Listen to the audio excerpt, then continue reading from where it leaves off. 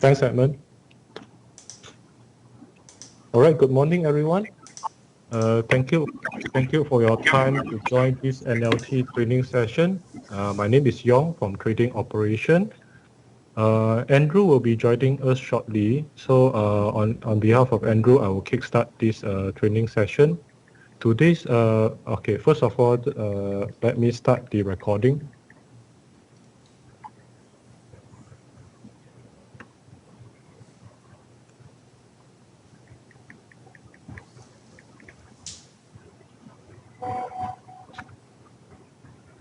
All right, once again, good morning.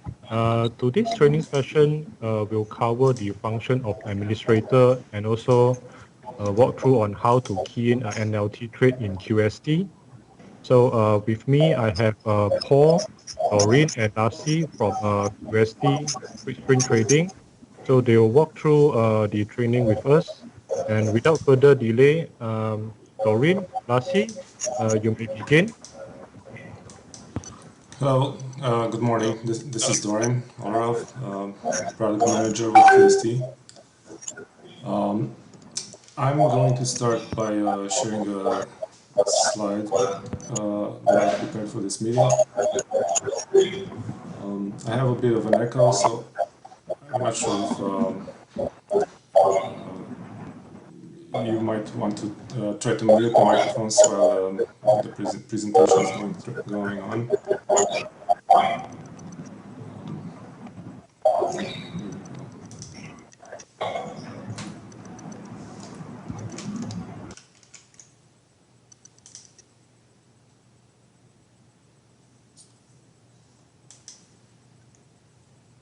Okay, I'm hoping you can all see my screen.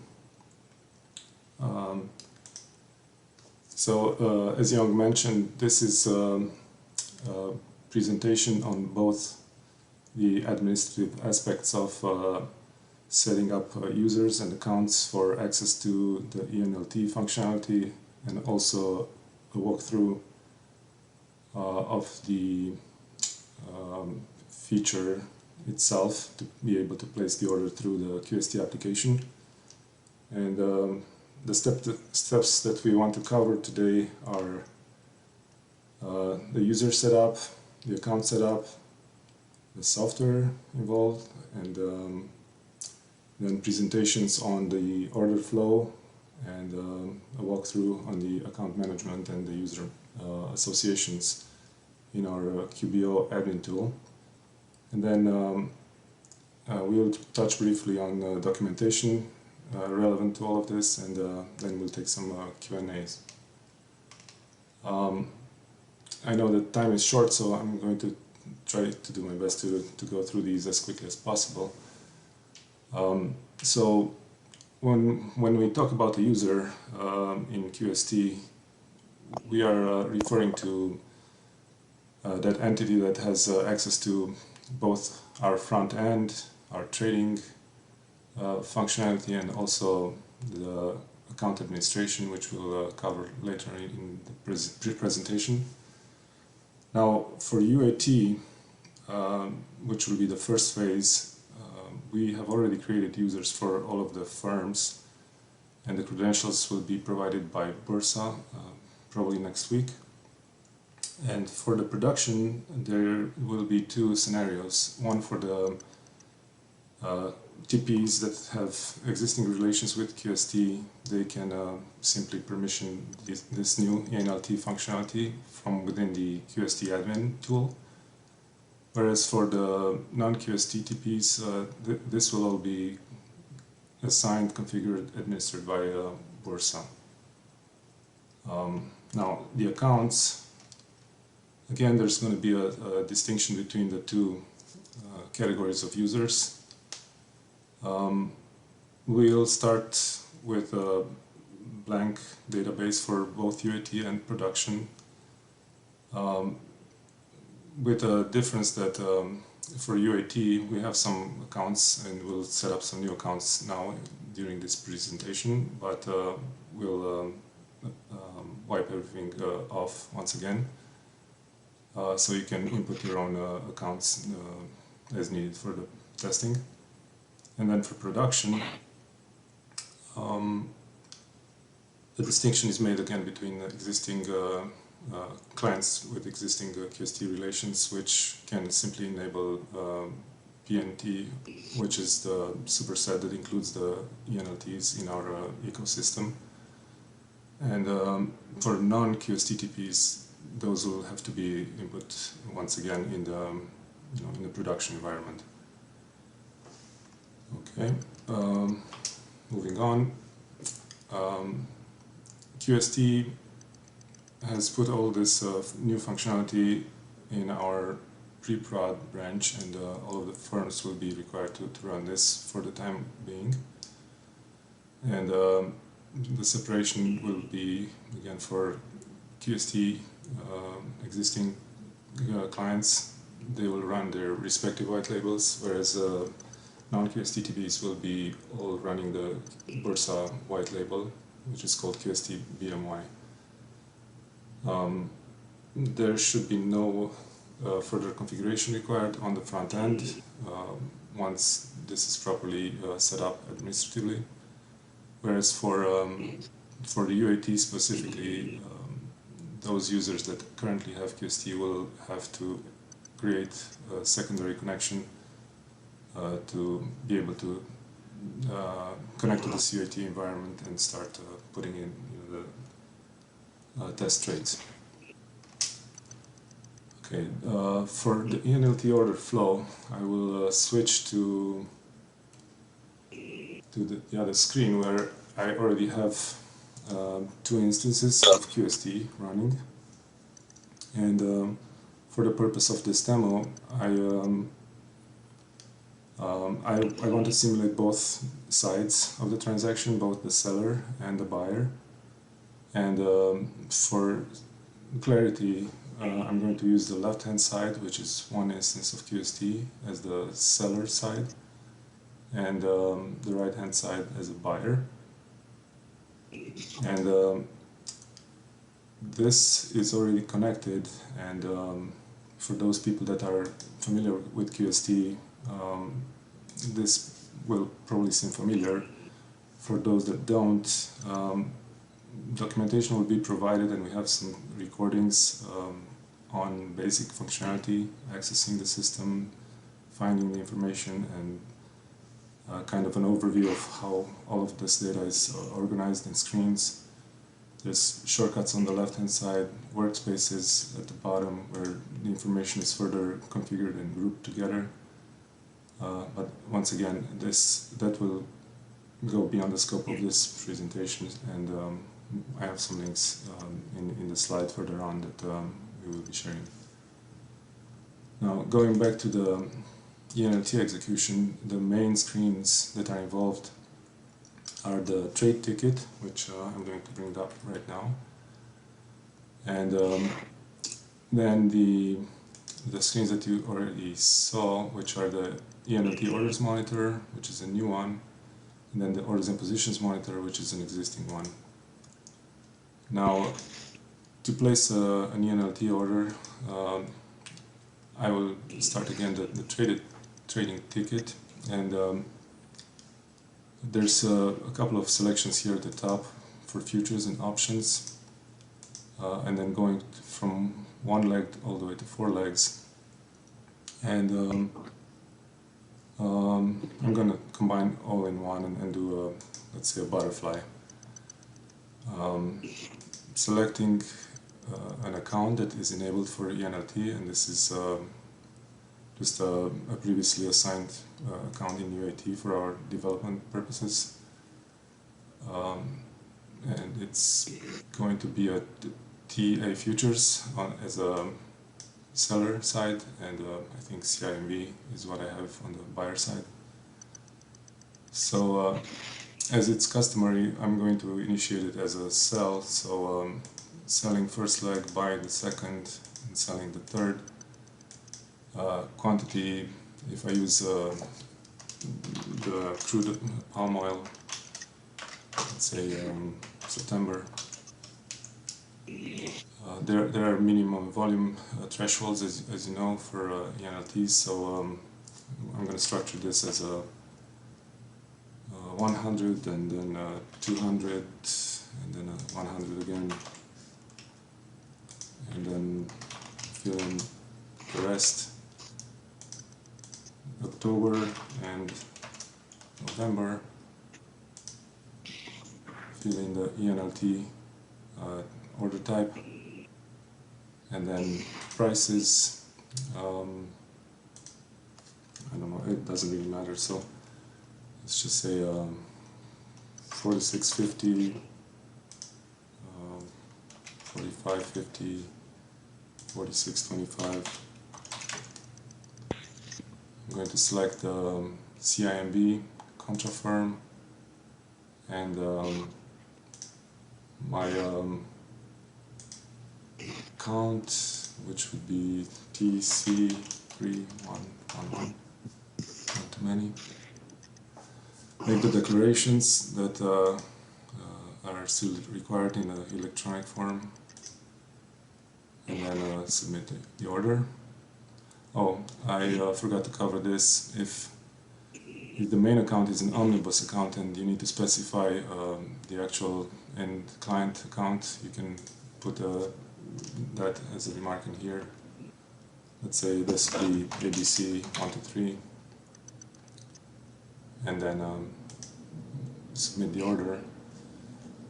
It's going to show up in here in the orders and positions monitor, and we should also find it as a spread on the opposite side, which you can see already here. Now this is a view that shows both outrights, which you can see in in these individual lines, and also spreads, which have a tree-like structure with a main spread descriptor on one line, the green line in this screen, and then the composing legs in yellow, and I can hit this plus minus to show or hide the details. Now to act on this, you would come on this line for a spread, or on an individual line for the outrights, and you have the option to claim the order or decline the order, and I'm going to continue with this order, so I'm going to claim it. And then here, if you have multiple accounts, you can select to claim it from a different account, and then also you're able to specify an end user or end client account if this is also an omnibus account. This, let's call this XY456, and then the rest, the quantity and the months and the prices, should be all already agreed upon, so there's no changes possible further on. Declarations are still required here, and then as soon as we hit buy,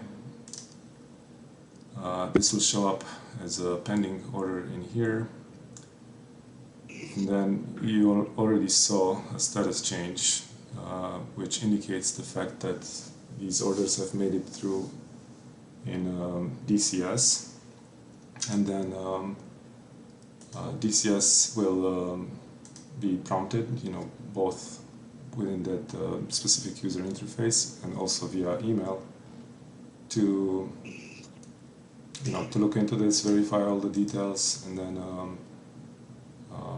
hopefully approve it and let the transaction go through.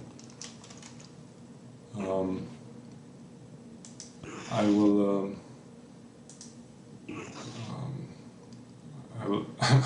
I will wait a little bit. I am trying to simulate this, so that we can see the last step of the transaction. So this would be the Bursa operations approving this transaction, which in turn will generate fills on both the buyer and the seller side, and these will then carry through. This will be our example with the 100, 200 and 100, and then the same on the seller side. Doreen, hold on. Cairo Azim, you have something to ask? You raise your hand.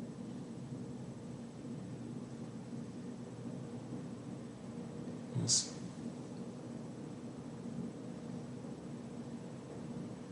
Cairo? Azim?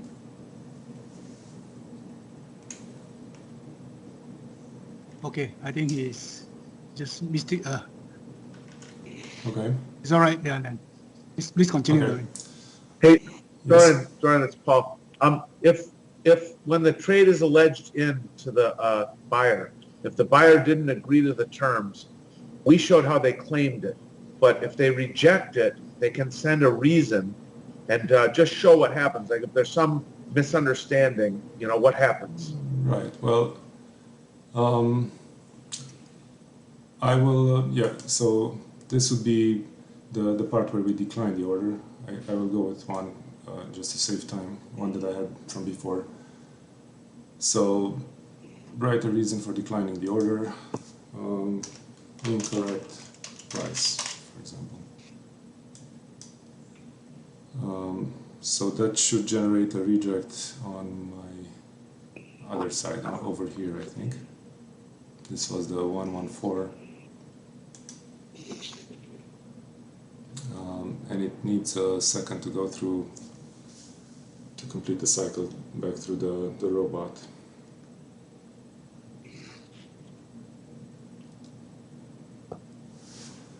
Okay.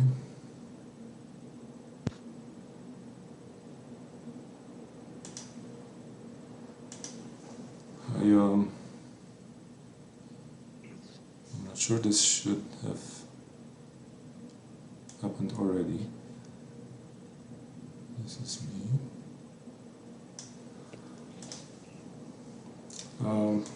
Let me try to put a new one right in there.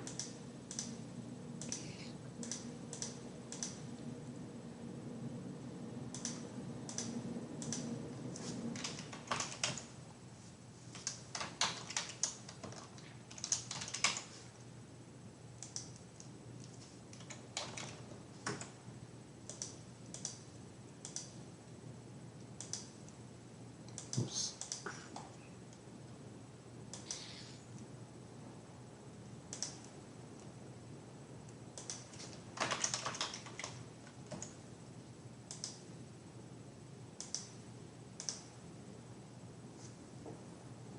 Okay.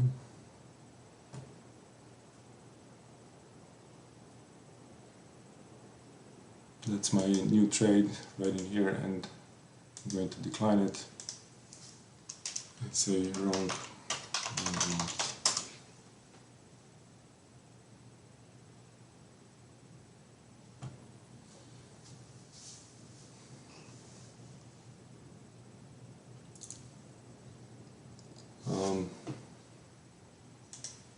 This is something not working in this particular setup that I have here, so it's something to get back on. I apologize for the mishap. But so the expected behavior here is a reject will be generated, and just as you saw the fill coming up on the initial example, this should show a reject, and then the order basically, depending on your filters in the orders and positions monitor, will continue to show as rejected or simply go out of view if I have this disabled. Okay.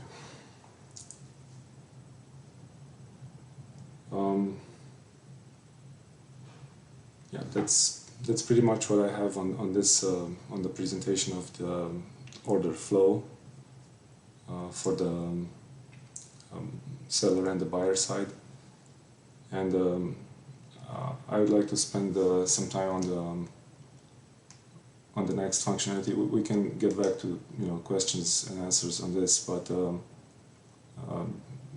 due to the time constraints, I think we would like to move forward with the presentation on the administration part of this, and then get back to this later on. One second. This would be the next slide. Let's see, are you prepared to take over and go over Yes, this? I'm good. Okay, Yeah. thank you.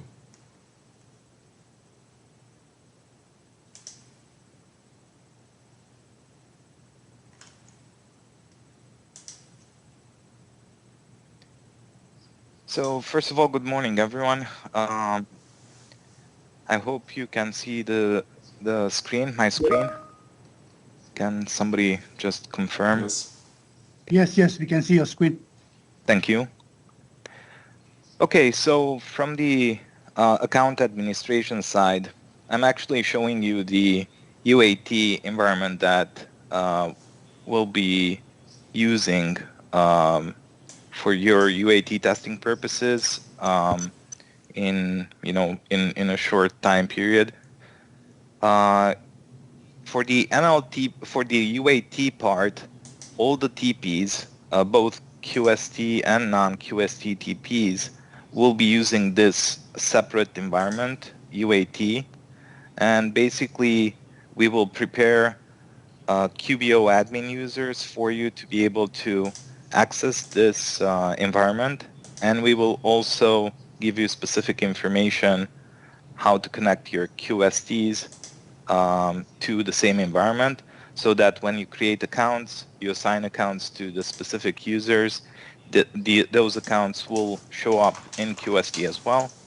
And then, of course, you'll be able to test out NLT executions based on your specific setup and even trade against each other in a more realistic testing scenario.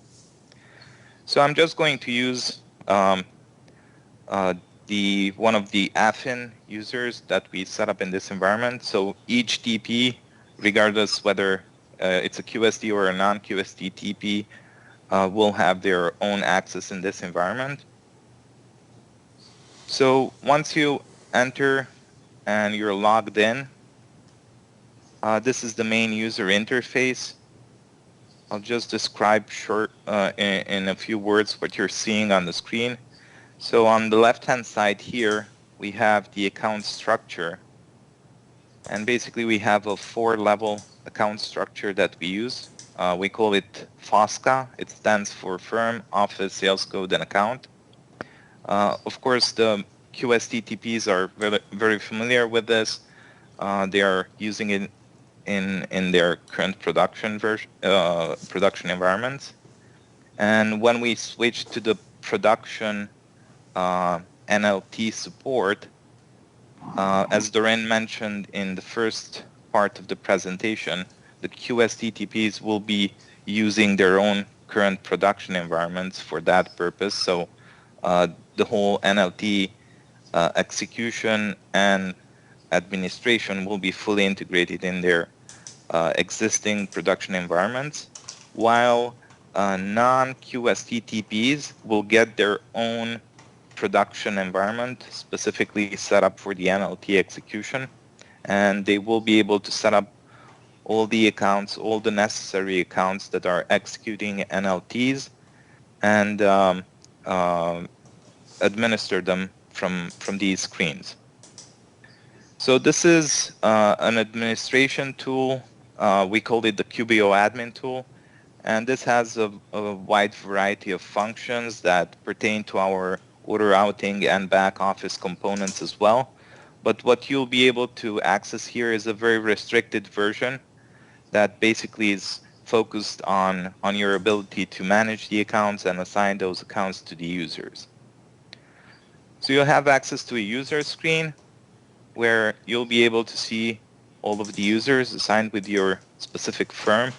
So here we already set up, this is the user that I'm using right now to access this admin tool.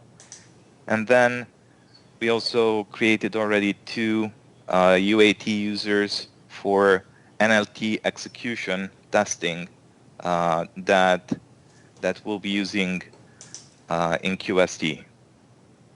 So I also have one account set up in here just as an example. And you also will be able to access the FOSCA access screen. So this is the screen where you'll be able to set up the association between a specific user and a specific account. So in this case, I'm looking at NLT QST UAT2. So one of the second QST user set up for the NLT UAT environment. And this, when you look up a user, it has two tabs here. So the first tab is called Core, which basically is the name of our order routing module. And this will basically control exactly what this user will be able to see in QST. So I also have QST open up on my other monitor. Let me just switch back to the second QST user, which is UAT1. So I'm logged in QST here using NLT QST UAT1.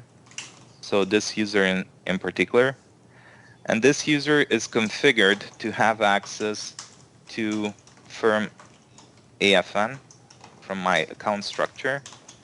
At the same time, I can limit the access to either a specific account or a specific set of accounts or an entire sales code or an entire office. And you can build your own structure if you choose to. That involves multiple offices, multiple sales codes at each office, and of course, accounts spread across that specific structure. So this will give you the ability, for instance, if you have a broker that is handling eNLTs for a wider group of accounts, you just put those accounts into one specific sales code or office and then just assign that specific level to the user for accessing QST, and then he'll be able to see all of those accounts. And if new accounts are created and set up on that specific branch in the FOSCA hierarchy, the user will be automatically able to pick that new account up at the next time when he logs into QST. So here, right now, I'm only seeing this CAI001 account. So let me show you how to set up a new account. So new accounts can be either triggered from the left-hand side by right-clicking on a specific sales code where you want to place the account and then click Add Account. Or the alternative would be to go to the main menu, FOSCA, and Account screen, or click this button here, the Accounts button, and then click the Add New button that shows up in the account screen. So let's trigger this process.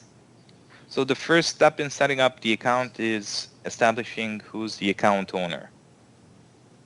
If you already have the account owner in the system, or if you want to use just like a generic account owner record, you can do so by putting in a specific name, and then you'll have the option of choosing that particular owner from the list. If it's a brand new owner, and then just click new owner here, and you'll get this form that is required to be filled in for the new account owner. So I'll just put in here AFN2, let's say. Just put in a tax ID. Let's set it up as Malaysia. And I'm just going to put some bogus information in here.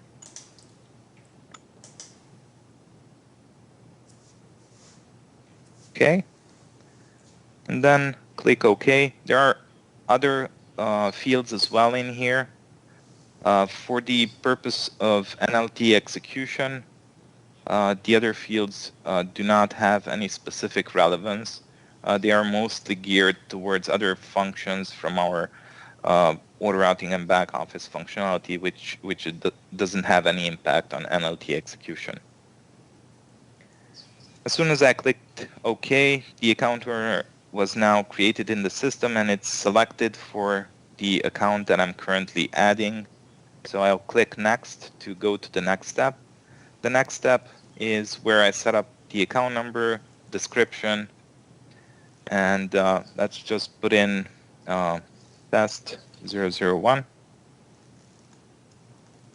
And I'll put in here AFN testing account. Okay, this description here is relevant because it's going to show up in QST when you look at the account. So AFN eNLT UAT is the description of account CAI001 that is already set up in this environment. So you'll see when I'm adding this new account, you'll be able to see this specific description in the drop-down list from QST. The rest of the controls and selections on this screen are again irrelevant for NLT execution purposes. The best advice would be to just let the other values stay as they are. They only have relevance in other functionalities related to our system. So click Next. Now you get to the remarks section. And within the remarks section, you can actually put in some type of comments that will be only visible for internal admin users that will have access to this environment.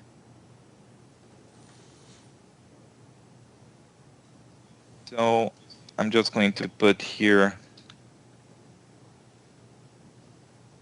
a simple description and click Submit. So the description that I put in there is going to be visible by other users. This warning shows up because this is a restricted version of our graphical user interface. So actually the account setup wizard would also include several other steps of configuration, which again are not relevant for the eNLT execution part. So that's why you'll just get this warning, just click OK, and the account is created. So it can be used. If I look here in the account screen,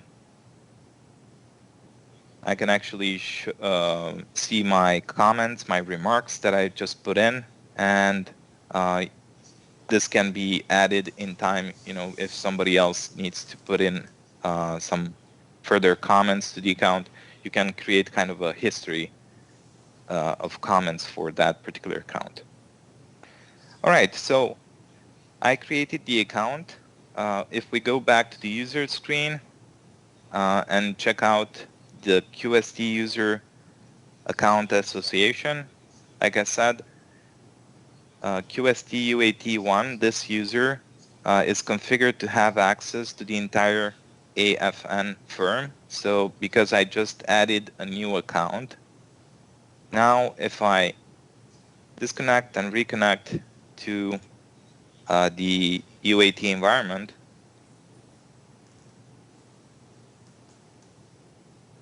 and I look here in my drop-down list, oh, actually I forgot to do something.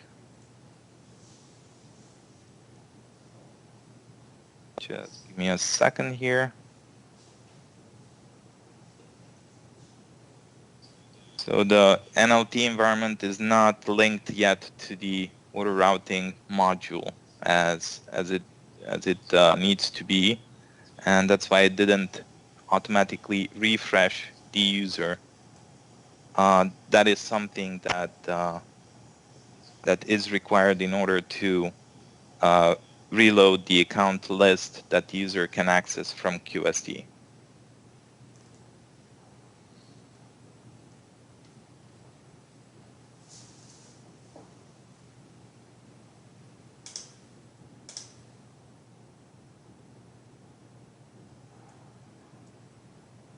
So basically, having access to the entire firm would basically mean that if the user had been refreshed, which unfortunately didn't happen automatically, then I would see the newly created account in this drop-down list as well. And then if you want to set up access at the account level, so here I have 2 accounts and you don't want your user to see both of them, only one specific, then you just add access to that specific account. Now here you see 3 check marks. The first one is enable trading, and this is for regular electronic trading. So you want to uncheck the first one. RM is allow risk monitoring. This is again pertaining to a different functionality that our system provides, and it's not relevant for NLT execution. So uncheck the second one as well. And only the third one, PNT, which stands for privately negotiated trades.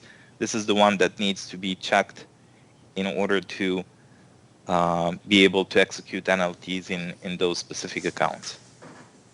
And then we click apply, and now basically I changed the QST, this QST user's access. Instead of being able to access the account CAI001, now it has access to test 001. Lassie? Yes, please. Okay.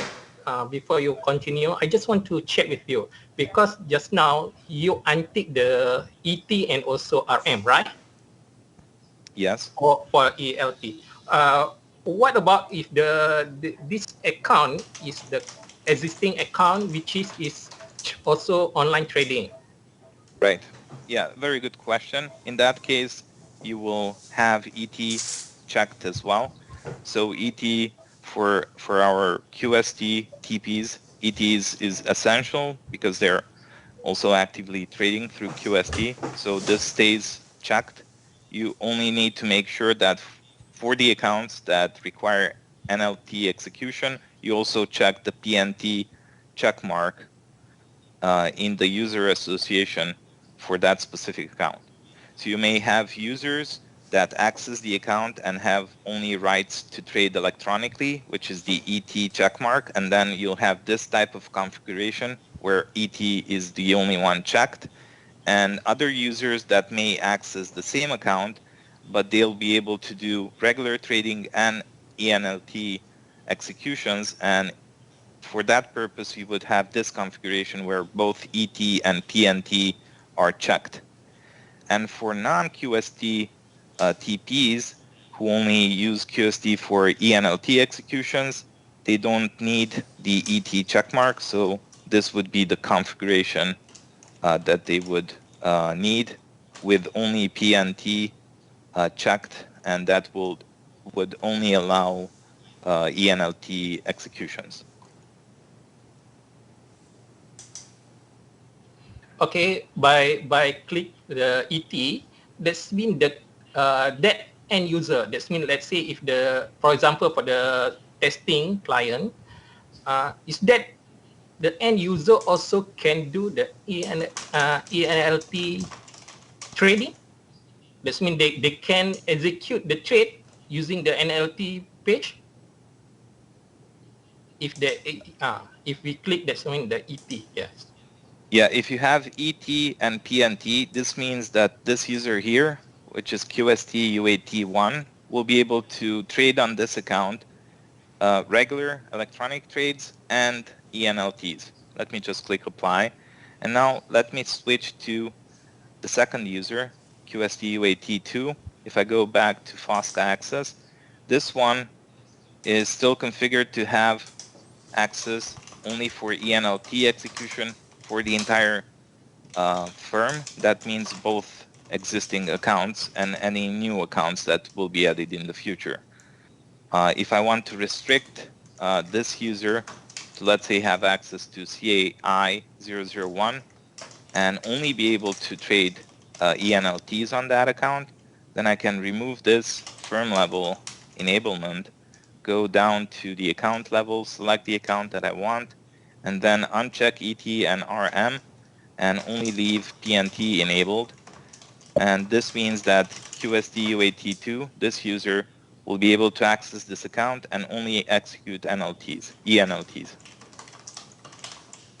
Does that answer your question?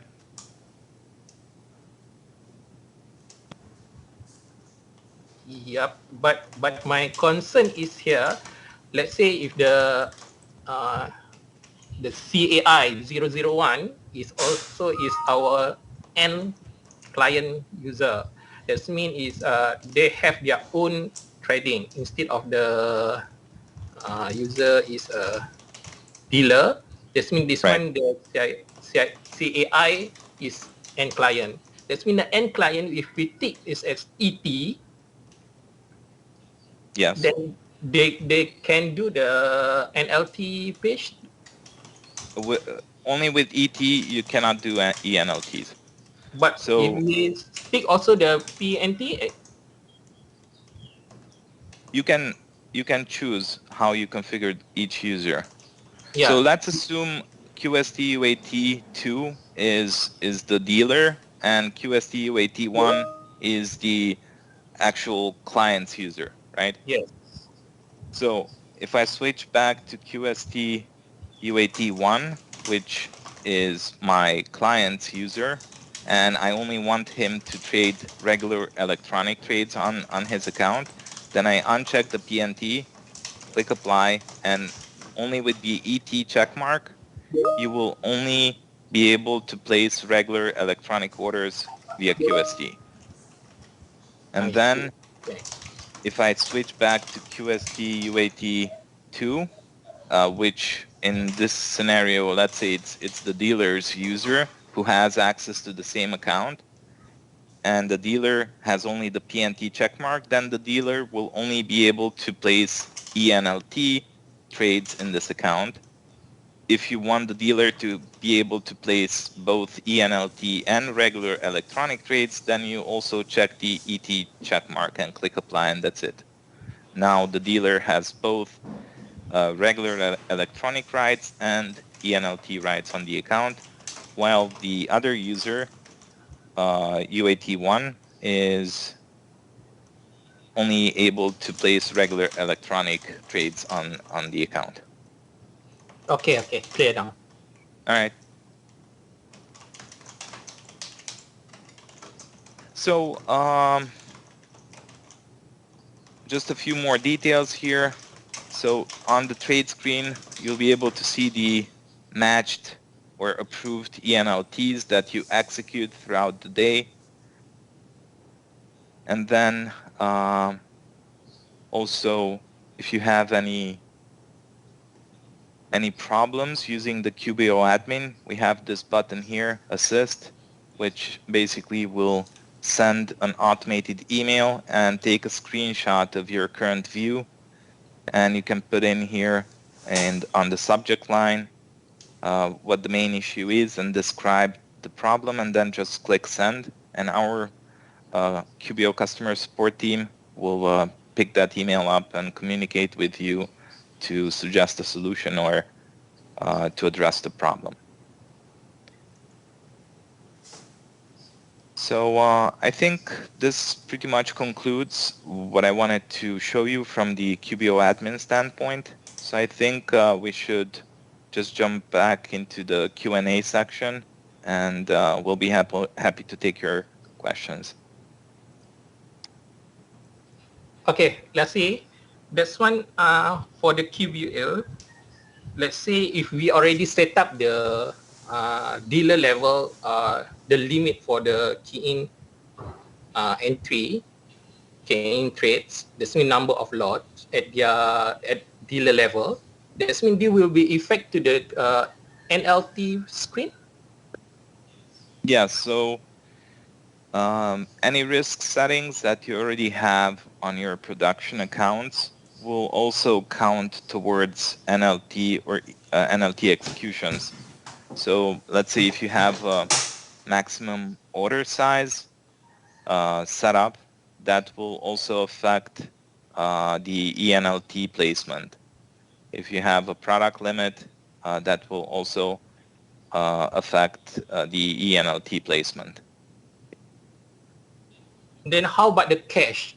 This means, let's say if the dealer trade in ELT, NLT, PNT, That means they will take up the margin during the key in the trade, the number. That is correct. Yes. That means they will take up also the margin immediately. Yes. Yes. Okay.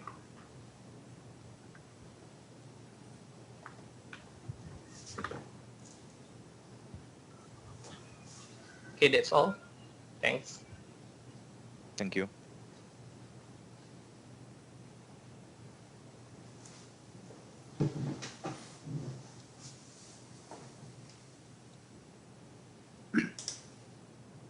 Anyone has any more questions, please?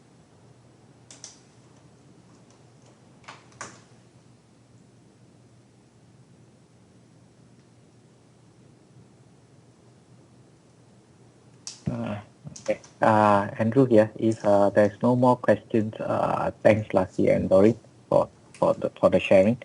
What we'll do is we'll send out the presentation slide probably on Monday so that you can share with your team for those who are not able to attend this session.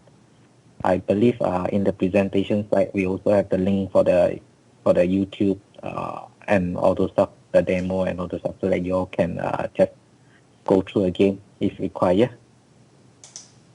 Okay, if there's Yes, that's correct. I'll put it on the screen. Just give me 1 second.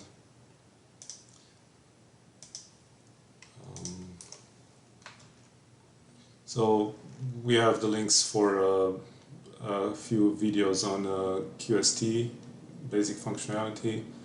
We have a previously recorded demo on eNLT, order flow, and then the QST manual itself and the QBO manual, which will be attached to this documentation or this slideshow, and then also a recording of this current conference call. This will all be shared after the meeting. so. If there's no questions from anyone, then we will end up. Andrew, I think Hanif has got a question. Okay, Hanif. Hanif, you got questions? Your hand is raised. Okay, that means during the UAT, that means we still need to key in the cash in the client account if we want to do the eNLT trades. Must have the money. If so, by default, the risk settings will be empty in the eNLT environment, so there will be no risk verifications done. So in the UAT environment, you don't have to worry about risk. Just focus on testing the actual execution of the eNLTs, and then if you're satisfied with that part, then we can set up specific risk settings. But of course, you cannot do margin requirement based risk controls unless you will add cash transactions into the account to actually fund it, which with the current setup, there is no way to do that from the graphical user interface. So most likely, we will have to kind of assist you with that if you want to test that specific scenario. Okay.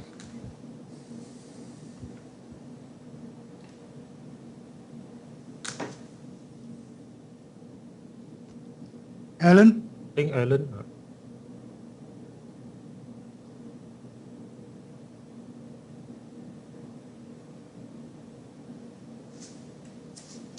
Alan, we can't hear you. You want to raise a question? Alan, you're on mute. You have to unmute yourself first. Can you hear me? Yeah. Hello. Can. Okay. Yeah.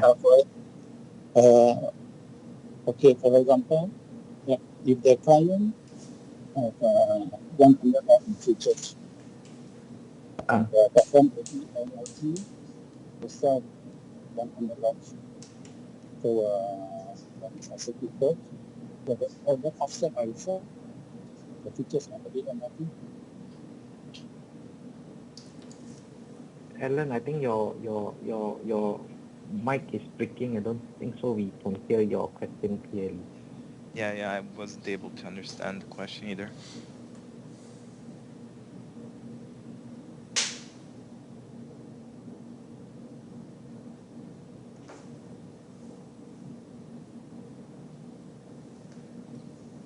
Yeah, I think yeah, maybe you can type yes, Alan, and we can read from there because the mic was very unclear.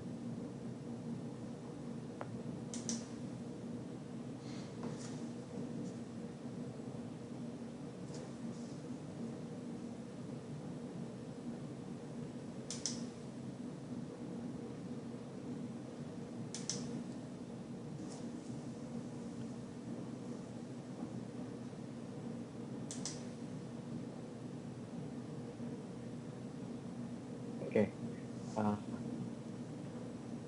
Lastly, and sorry, I think the Right. question from Alan. Yeah. I can see the question. Yes. Okay. So just to share the question with the others. So Alan's question is: if client have 100 lots of futures, so it's plus 100 lots futures, and then he do a NLT sell of 100 lots, will the order be offset? So yes, from a margin perspective, there will be an offset. If if the NLT is executed, then we'll look at the net position.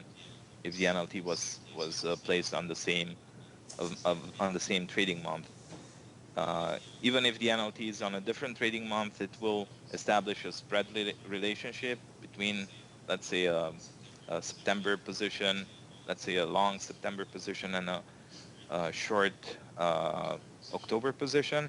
It will create a calendar spread relation, and the margin requirement will be considerably smaller than the outright margin.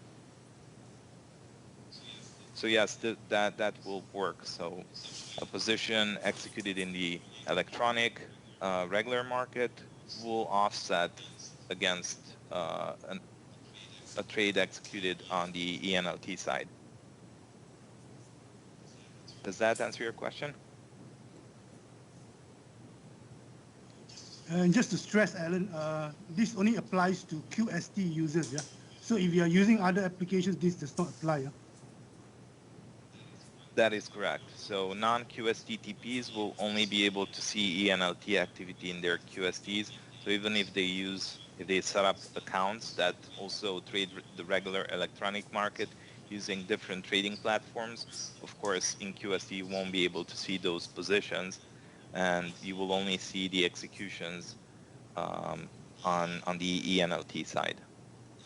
And of course, any type of risk controls would need to take into account that. So it will control only the account's eNLT activity, of course.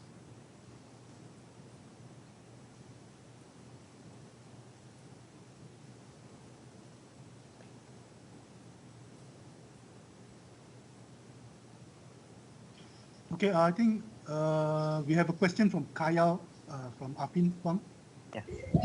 Yeah, hi. I think Doreen can answer this. For current eNLT submission, it is the seller who initiate the process first. Does that apply when we shift to QST? Yes, that's correct. There are no restrictions in place to do it the other way around, but all of, I mean, well, Meaning, sorry, there was some background noise. Can you hear me? yes, I can hear you very well. Okay, so you can initiate it from either side, but the preference is to have the seller initiate the transaction, just as it is the case now. All right. Okay, got it. Okay. Thank you. So that we still stick with the convention of the sellers to initiate, because we don't want a miscom that both buy and sell go and initiate, then the things will stuck somewhere. So even though the system is able to do both sides, but we will still stick with the convention that the seller initiate. Okay, got it. Thank you so much.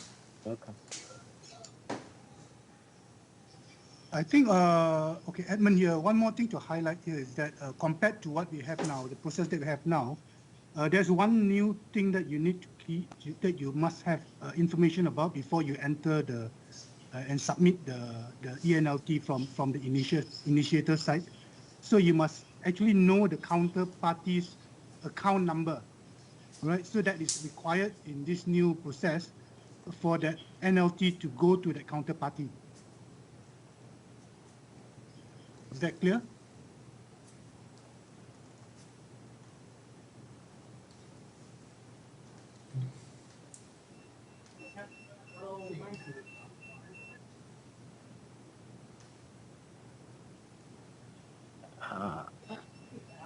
Any questions on the information that Edmund shared? That's that we need the initiator to have the counterparty account, the DCS account number to initiate NLT. So what Dayang here. So what Edmund says is now is a compulsory that we need to know Yes. for with this moving forward. Yes, Yeah. correct. Yeah. Yes, just the account code. You don't need to know the account information. Just the Only the account. account code. Account code which is actually displayed in DCS. Am I right? Yeah, your counterparty's account code. Yes. All right.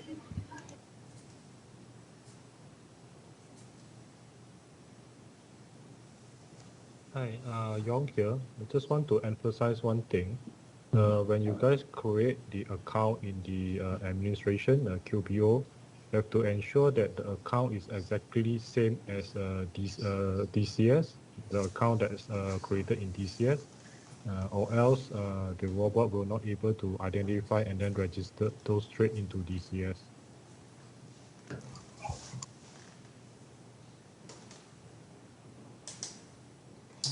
Yeah, so that means when you set up the account, that's the account number field here that needs to match exactly the account number from DCS.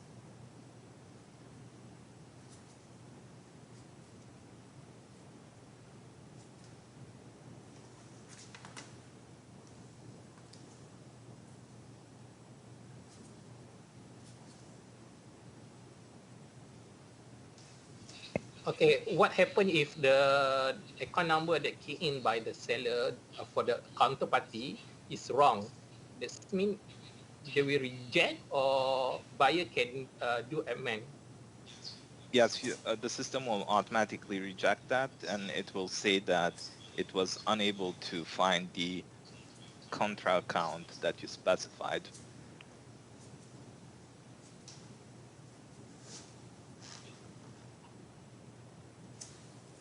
So basically, they will have to re-enter the transaction with the correct account.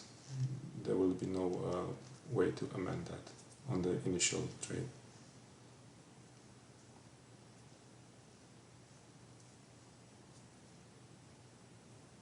Okay, Waishi? Hi, yeah, Waishi here. So meaning that once we key in the NLT, there's no edit function. So if let's say if there's any incorrect information, we will need to re-key in the whole trade, is it? Yes, that's correct. Okay. So one more thing, just now you mentioned that it will take up client's equity for let's say existing QST client. If let's say what if in the account itself there's not enough equity and for the eNLT to go through, will the eNLT still go through? No, the eNLTs will be fully included in the pre-trade risk checks. Okay. So if you need to separate the regular electronic trading and the eNLT trading, then probably you, depending on the specific risk controls that you have on that account and the insufficiency that will be created, you can set up like a margin credit to allow for the eNLT to be executed, or temporarily enlarge the position limits if that would be the violation, in order to let the eNLT pass. Alternatively, you could set up a secondary account for the customer where he only executes eNLTs, and you can then set up risk controls specifically only for the eNLT activity. It's up to you to decide how you want to approach that. Okay, so just now, Doreen, when you demonstrate, you choose the first part you chose, let's say TAF. That one, if let's say we have an existing client, do we choose the exact account, exact client account, or it's like let's say CMF account? I'm not sure I understand the question. Okay, so when we let, when we initiate the eNLT, probably you can show yeah, the yeah, screen. that's what I was I'll trying just to do here too. Okay, so this screen, right? yeah. So under account, Yes. that what do we select? This is correlated with what Latsi was showing earlier. To The create, mapping between my user, which in this case is DOLARLV at 2103, and the accounts. And I just limited this to one account, but for an existing user or an existing ID, you normally have access as a broker to multiple accounts in here, and they could be both regular trade and eNLT trade, depending on how they're permissioned in QBO. I see. Okay, noted. Also, there's the one that I raised during the session before. So you guys said you guys will be flashing out all those eNLT that was not executed, meaning that if let's say the counterparty do not approve, Yes. and it's still in the order monitor, you guys will flash out by end of the day. Yes, yeah, that's correct. Okay, okay, noted. Thank you very much. You're welcome.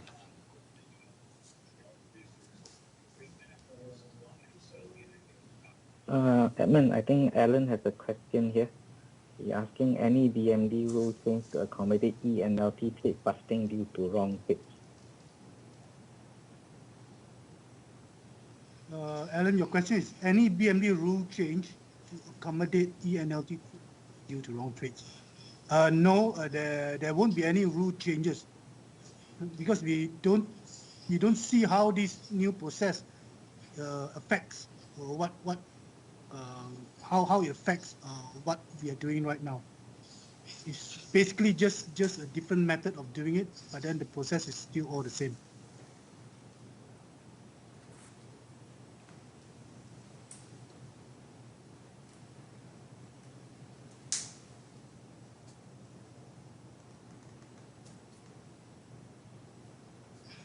Alan, like I mentioned just now, just like right now, if you have done something wrong, a wrong NLT, you just need to do a counter. You just do a reverse NLT to bust that. So the same applies.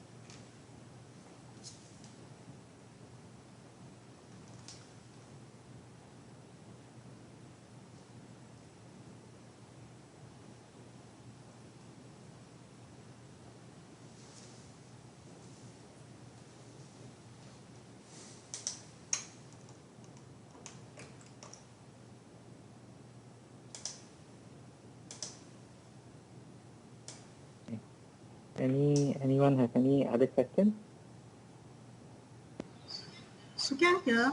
Just want there's one more question you want to answer first. Okay, will there be any time frame for the counterparty to accept an eNLT? The counterparty will have set by as I think just now Doreen said, we will clear off the NLT trade by end of the day if there's no accept or reject. I mean any inaction. Then so basically it's by end of the day, but I don't believe your counterparty would want to wait so long. Yeah. Let me just add to that, Andrew. I think the time of what do you say, submission of these NLTs. So for you to accept, and it should be, it's the same as at now, which is 15 minutes after the market closes.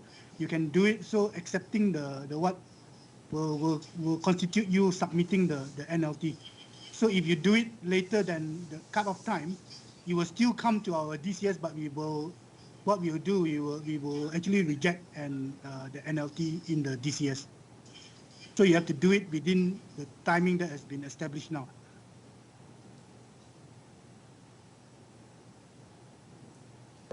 Just to highlight again this as what Edmund has highlighted. This is just to replace the current digital form and the entry to DCS. All the timing and all remain the same. Okay, just to make sure that it's more straight through, so that the TP do not need to have two processes executing two processes. So it's a single process to execute the NLT trade. Miss Au here from RHB. I have a question. So now with this eNLT platform, that means whatever transaction done to QST, it will be automatically flow to DCS, right? So does the clearing participant need to approve this, then consider it as approved, or the BMD side would approve before us? Because currently what we do is we manually input into the DCS system. Yes. So moving forward, since the trade will flow direct to DCS, would it require any intervention from operation side to take up the trade or something like that? Or is it auto flow to customer account? It will auto flow to the exchange. The exchange will do the approval based on the information submitted, whether it meets all the requirements, and then it will go into the customer account. So we are trying to reduce the need for your back office to key in the same thing again. So there's no like take up like we need to click a button to take up this NLT lah. It won't be this kind of scenario lah. Yes. So auto flow just like normal trade being transacted online. Yes. That's the whole purpose of making this more straight through. So okay. All right. Thank you very much.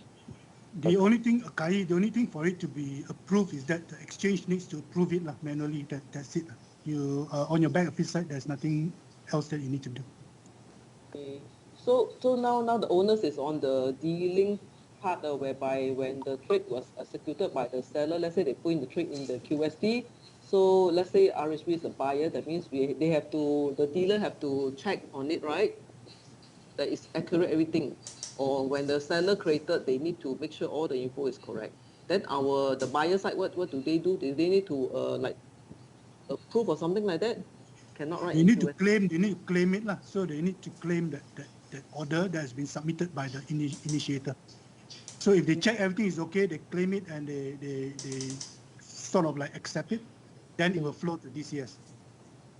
Okay. Right. Thank you, Edmund. Sofian, I think you have a question, right? Yeah, just want to check is when I accept the trade, my client do not have a sufficient account, the order will be rejected.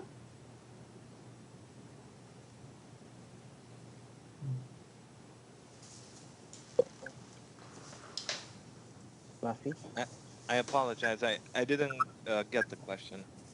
Can you repeat, please? When we accept the trades, my client do not have sufficient money to accept the trade. That trade will be automatically rejected. Yes, that's correct. So we need to do it all over again. So if they're the acceptor, so they try to claim it from the eNLT monitor. The first attempt, if they don't have sufficient funds, so they're in violation of their risk parameters, then they will get rejected, and the initiator's eNLT will still be available to be claimed. So that doesn't go away. That will stay active in the system. It's just the claim attempt will be rejected. The other side eNLT that was initiated by the seller will still be active, will remain active in the system, and can be claimed after you adjust the risk settings or wire in more money, or once the risk violation is solved. Okay, thanks. You're welcome. Okay, I think we have a question for Yiming. If we have a strategy combination NLT, FCPO and OCPO, do we need to key in twice for OCPO and FCPO, or there will be an option we can select the strategy for strategy combination under QST? I think, Doreen, I think this yes, is, yeah. we have it. We can do that from here, from this same screen. You would just have to select here options to accommodate the input of the one futures and one option instrument, and then leave the fields for the ones that don't. I mean, for the futures you would not have to fill in the strike, and then for the options in QST they are derived from the same root symbol. And if I select, for example, 3450, you see how the strike carries automatically on this column, and then you fill in the intended price that you want to buy or sell for each leg, and then you execute it as a spread without having to key in separate orders for this. And then on the opposite side, it will show up as a spread, just as we saw all the others. Yeah, sorry, one more question. If one QST user, can we see other, meaning the NLT that was keyed in by another user?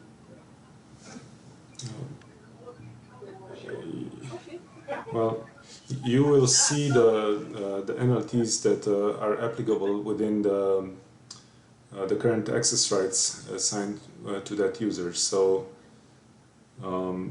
meaning if you have a user that has access to multiple accounts within your firm, then if the contraparty nominates one of those accounts, you will see them in there, and you can claim either of those initiator eNLTs.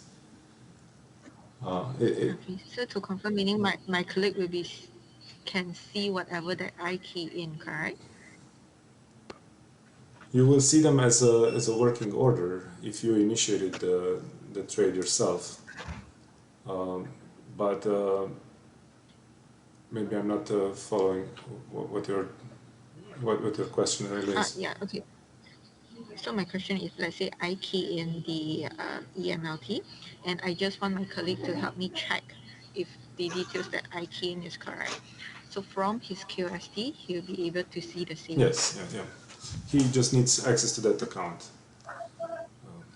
Okay, as long as we have the access. Yes. Understand.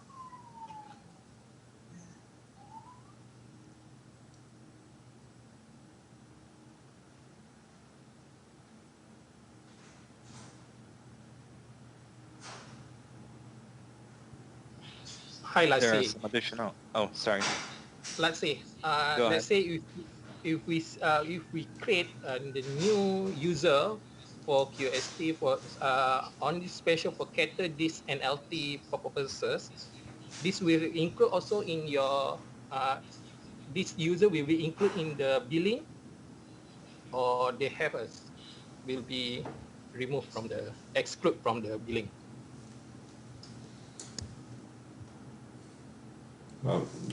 The question is if this user has access to the QST screen, right? And that would be, I mean, you would only be able to do the eNLTs from the QST front end.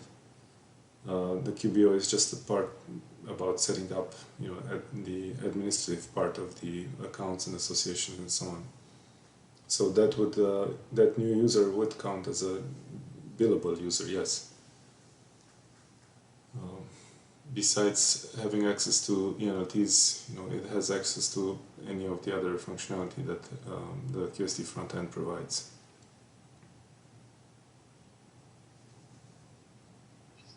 Exclude or include? Include.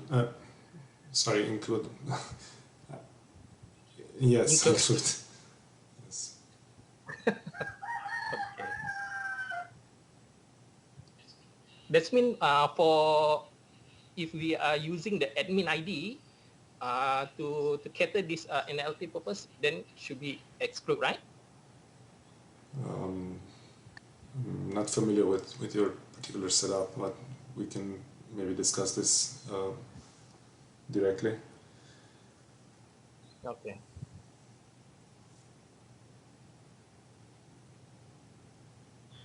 There are some additional questions in the chat. Link from TA Futures is asking a question about how the maximum order size set up in the pre-trade risk controls. How will that affect eNLTs? So when you place an eNLT, it will go through the same verifications as a regular order goes through. So that means if the account or the user is set up with a maximum order size, then the eNLT that would exceed that size would be rejected by our pre-trade risk system. There is also a second verification that's being done at the robot level, which will check the minimum quantity that is accepted for eNLT trades. So you have to have a minimum quantity on these trades to be accepted. So that would also create an automated rejection from the robot level.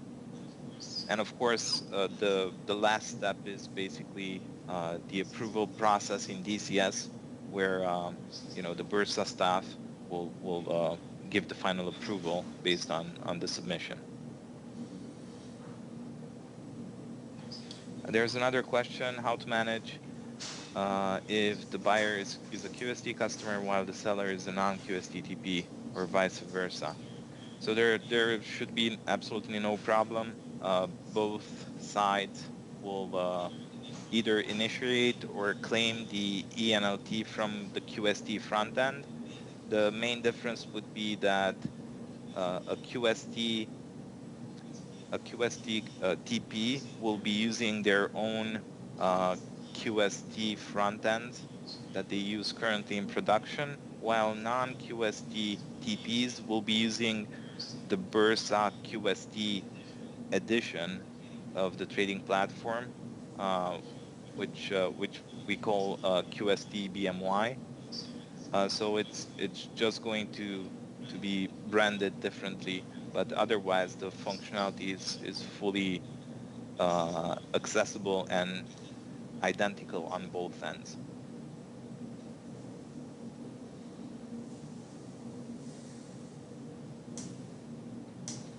And there's another question from Alan.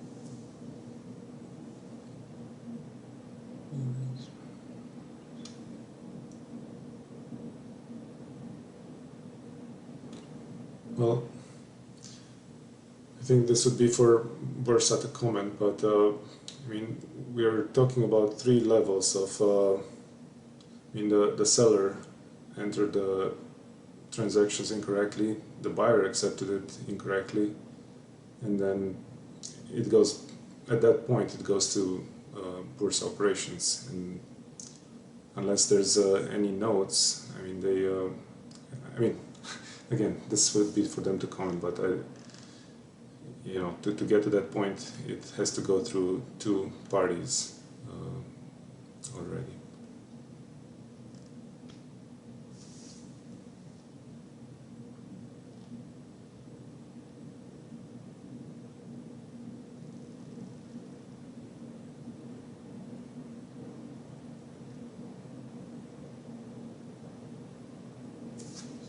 Actually, the question for you from Hui Ling. I think it's a follow-up question. Right, I'm reading it right now.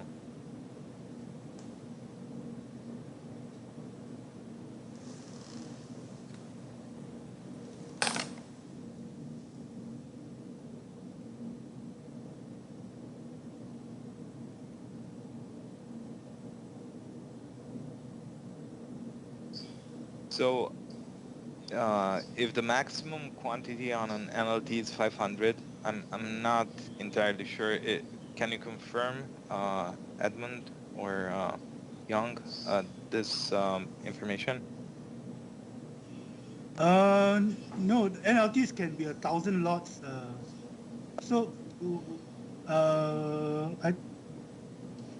Why do you need to set up 500? Is that the maximum that you can set up in QSC? I'm not sure about that. Willing, is that the maximum that you can set up? Yeah, I'm a bit confused about the question. I'm not entirely sure where that Bursa maximum quantity comes into play. Is that on the regular market? Willing, on the regular market, there is a setting there's an automatic setting which is in the engine that limits the maximum order size to 500. So I don't know if there's a setting in QST for you to do that. So if there is, probably you can increase that to something else, which accommodates your NLT as well. Yeah, we have a maximum order size that you can set up on our side as well. That's part of our pre-trade risk controls. And yeah, if you are setting that up to 500 lots just to make sure that your customers cannot send an order more than 500 lots into the regular market, then you can override that for accounts that need to execute eNLTs that are larger than 500 lots. So you can set it up to 1,000 lots or 2,000 lots, whatever is necessary.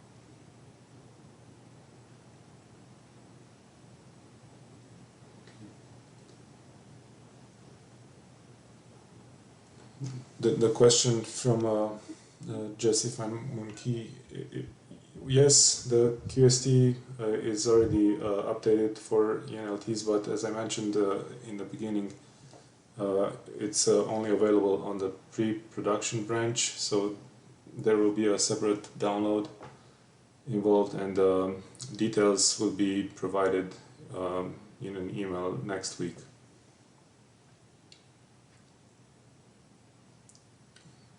We've set up additional users for that purpose, for the access to UAT, to be able to trial and so on. Yes.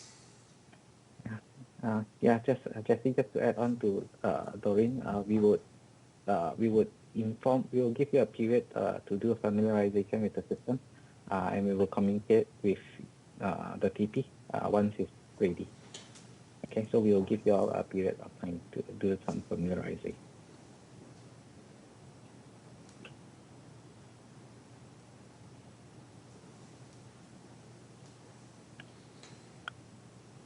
So anyone has any other questions?